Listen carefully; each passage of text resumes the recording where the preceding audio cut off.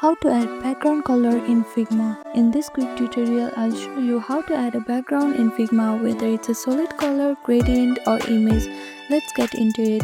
First, make sure you have downloaded Figma on a device. After that, open Figma app. Now open a file or create a new one.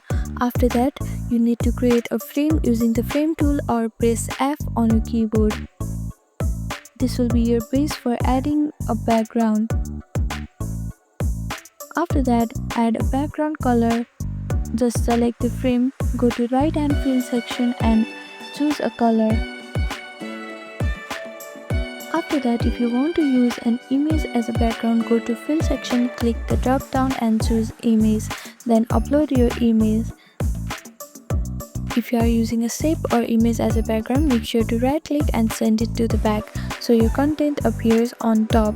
So that is how you add a background on Figma. Thank you for watching this video. Please do not forget to like, share and subscribe to our channel and comment down below if you have any other queries.